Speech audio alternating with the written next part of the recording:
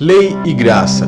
Esse provavelmente é um dos vídeos mais importantes que eu coloco aqui no meu canal, pois assistindo ele, entendendo o seu conteúdo, entendendo as palavras que eu tenho a falar para você, você conseguirá interpretar muitas coisas sobre o Antigo Testamento e principalmente sobre as palavras do Messias, pois muitas coisas são figuras e sombras que estão no Antigo Testamento e quando passam pelas palavras do Messias, elas se tornam espirituais e entendendo sobre lei e graça, você consegue perfeitamente entender sobre isso. Esse assunto é um dos assuntos que eu gosto de falar, muitas pessoas me pediram para falar sobre isso, então eu estou gravando o vídeo para tentar resumir de uma forma bem simples, bem fácil, para que vocês possam entender, pois dentro do sistema religioso, eles jamais explicarão as coisas dessa forma, pois lá eles têm doutrinas a seguir, e as suas doutrinas religiosas não podem explicar a verdade sem um pé atrás, sem um rabo preso com alguém. Então jamais vocês ouvirão essas palavras dentro do sistema religioso e vão entender o porquê. No Monte Sinai, Moisés recebeu os 10 mandamentos na pedra, que resumiam o amor a Deus e o amor ao próximo.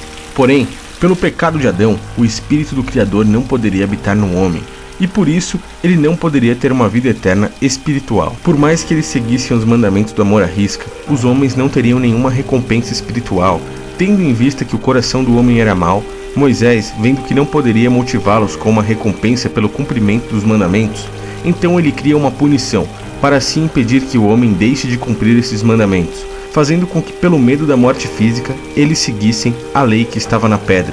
A lei de Moisés era constituída de 613 preceitos, boa parte dela foram preceitos passados por um anjo que se comunicava com Moisés, e a outra parte foi incluída por ele mesmo para colocar ordem no povo, totalizando então mais de 600 preceitos políticos religiosos, iniciando-se ali a religião judaica, os quais traziam a rédea, a punição, o medo e a morte para aqueles que desobedecessem os mandamentos.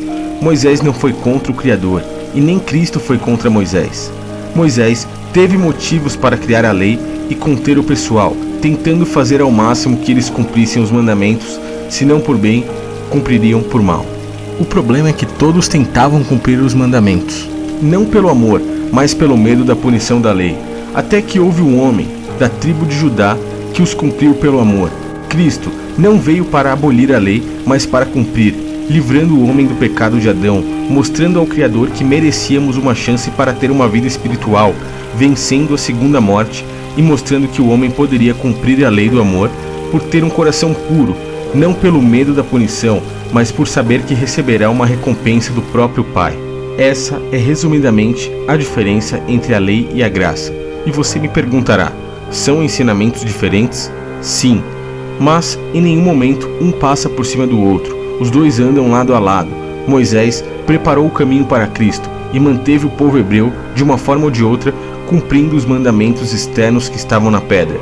Cristo hoje nos mostra que o mandamento já não está mais externo, e sim interno em nosso coração, e que o templo, que também era físico, agora é espiritual.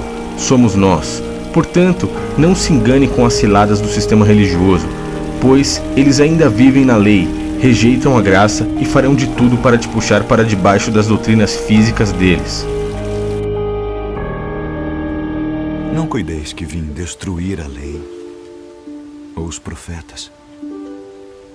Não vim para abrogar, mas para cumprir. Porque em verdade vos digo que até que o céu e a terra passem, nenhum jota ou um tio se omitirá da lei, sem que tudo seja cumprido. Ouvistes que foi dito: olho por olho e dente por dente. Que vos parece? Ele é culpado de morte. Morte. Eu, porém, vos digo que não resistais ao mal. Mas se qualquer te bater na face direita, oferece-lhe também a outra. E ao que quiser pleitear contigo e tirar-te a túnica, larga-lhe também a capa. E se qualquer te obrigar a caminhar 1 milha, vai com ele 2. Dá a quem te pedir, e não te desvies daquele que quiser que lhe emprestes.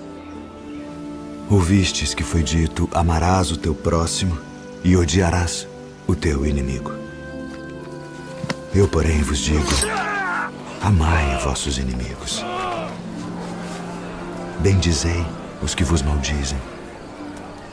Fazei bem aos que vos odeiam, e orai pelos que vos maltratam e vos perseguem, para que sejais filhos do vosso Pai que está nos céus, porque faz que o seu sol se levante sobre maus e bons, e a chuva desça sobre justos e injustos.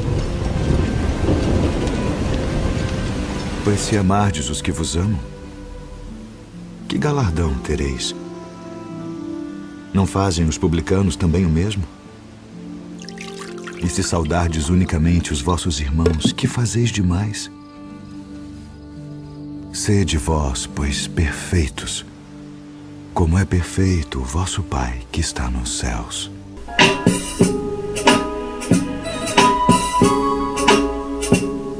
A chave para que a gente possa entender o que significa lei e graça começa quando a gente faz a separação entre físico e espiritual, entre punição e recompensa. A lei é praticamente a punição, é praticamente o físico, e a graça é praticamente o espiritual e a recompensa. Como é que a gente entende isso? Adão, quando pecou, ele caiu para o mundo material, ele caiu para o mundo físico. Junto com ele trouxe o pecado e a morte, o que significava que Adão não poderia viver uma vida eterna, espiritual, junto com o Criador. Essa morte já havia barrado ele disso, então ele teria essa vida física.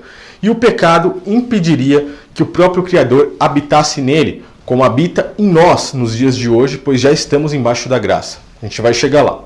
Então Adão e seus descendentes vieram carregando essa mácula de pecado. O Criador não poderia habitar dentro deles. Porém, chegou em certo momento da humanidade, a partir mesmo dos filhos de Adão, que o Criador começou a observar que existiam pessoas justas e pessoas com coração maligno. O próprio livro de Gênesis, que é basicamente todo figurativo, nos mostra isso quando a gente vê a separação entre Caim e Abel, pois as obras de Caim eram más e as obras de Abel eram boas. Aquela oferta que eles levaram ao Criador ali é uma figuração para mostrar que o coração de um era bom e que o coração de outro era mau. Passando anos e anos aí, a gente chega em Abraão. É um homem que o Criador olhou para ele e disse, sim, realmente esse cara é justo. Porém, o Criador não poderia habitar dentro dele, pois ele carregava o pecado de Adão. Mas, a partir dali, o Criador fez promessas a Abraão para que ele pudesse abençoar a sua própria descendência. E a gente começa a ver essas promessas do Criador se cumprindo quando Moisés retira os descendentes de Abraão ali de dentro da escravidão do Egito, e que tudo isso passa a ser figuras para nós nos dias de hoje, que se cumprem quando o Messias vem e após o momento em que ele diz está consumado. Em certo momento, então, Moisés faz um tabernáculo que era feito de peles de animais, que é uma figura para o nosso corpo nos dias de hoje, que é o verdadeiro tabernáculo, o verdadeiro templo.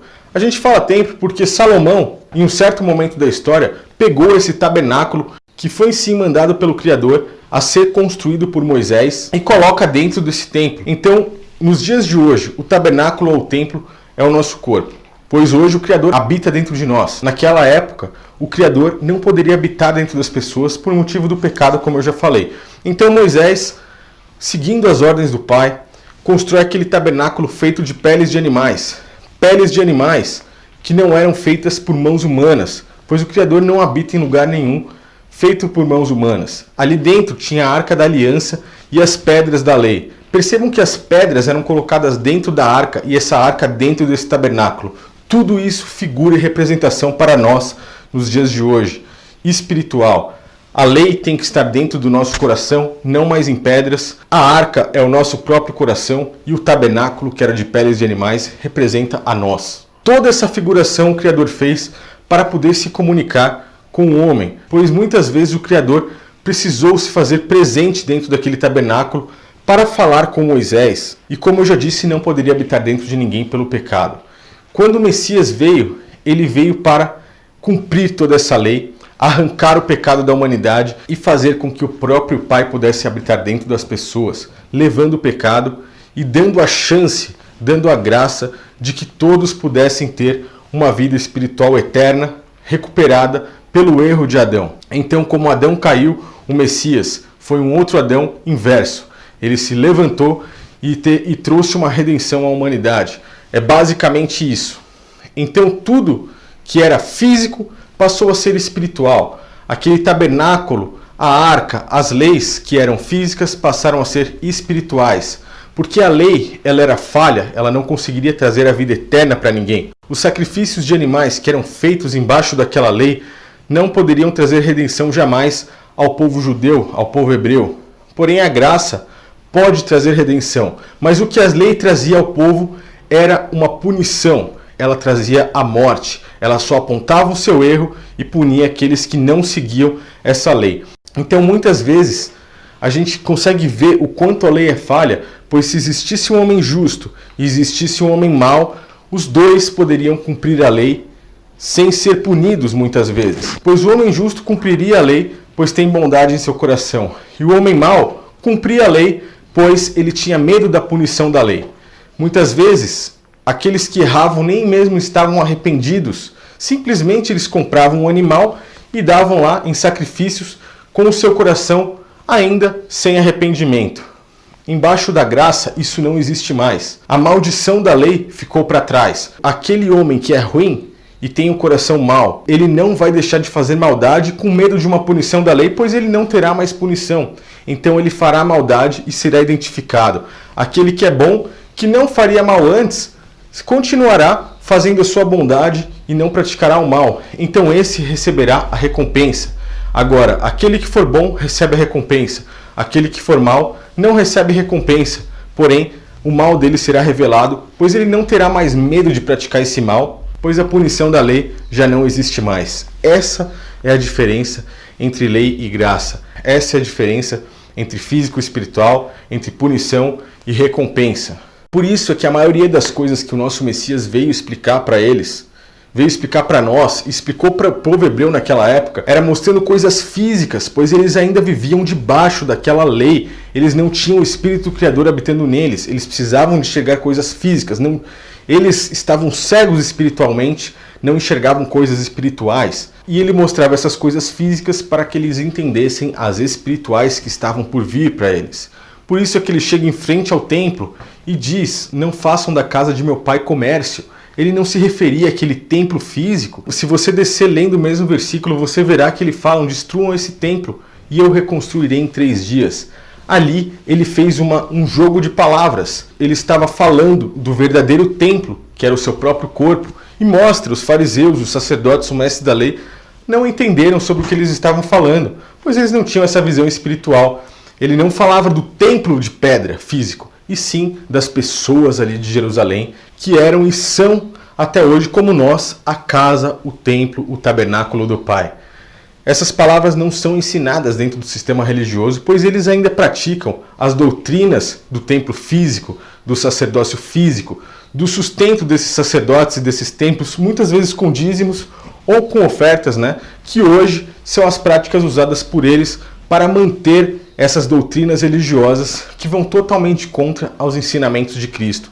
E eu acho que esse vídeo pode deixar bem claro para você isso, pois se você souber diferenciar lei e graça, você acaba totalmente com essas práticas aí de templo, de sacerdócio, de dízimos, de ofertas de dinheiro, misturada com as coisas do Criador. Infelizmente, as práticas de cultos litúrgicos feitos dentro desses templos, nós herdamos aí do catolicismo romano, que depois veio junto com o protestantismo, e não tem exatamente nada de ensinamento de Cristo nessas palavras. Ele não construiu um templo, pelo contrário, veio retirar e mostrar para as pessoas que aquele templo físico, o Pai não habitava, assim como os apóstolos falaram várias vezes: Deus não habita em templos feitos por mãos humanas. E mostrar para as pessoas que nós somos o verdadeiro templo espiritual, e que pessoas como nós, muitas vezes precisam de uma ajuda, precisam de um sustento. Esses são os verdadeiros templos do Criador. Por isso é que ele ensinou o amor ao próximo, a partilha. Muitas vezes você vê ele falando para as pessoas darem dinheiro, não a templos ou a denominações religiosas, mas em todas as vezes a outras pessoas, a pessoas mais pobres, a partilhar com pessoas que precisam. Então peço que você analise muito bem essas palavras. Se ficou alguma dúvida, pode me mandar nos comentários, no e-mail, que eu tentarei esclarecer o máximo possível. O sistema religioso bloqueia nossa mente para que a gente não consiga entender com clareza tudo isso, que é no fundo bem simples: a lei e a graça, a recompensa, a punição, o físico e o espiritual. E eu peço que você compartilhe esse vídeo com pessoas que ainda estão com dúvidas, que ainda estão presas dentro do sistema maldito que a gente tem aí hoje, que quer trazer a lei à tona e que não entende nada sobre graça. Caso o vídeo não tenha ficado claro, Escrevam para mim que eu posso reformular, fazer outros em cima das dúvidas de que vocês possam ter ainda, não como dono da verdade, mas como alguém que já estudou bastante sobre isso, que sabe muito bem quais são as artimanhas do sistema religioso e que tem a boa intenção para poder, como irmão, auxiliar vocês a se libertarem disso e enxergarem as verdadeiras palavras do nosso Messias e os ensinamentos verdadeiros dos nossos apóstolos.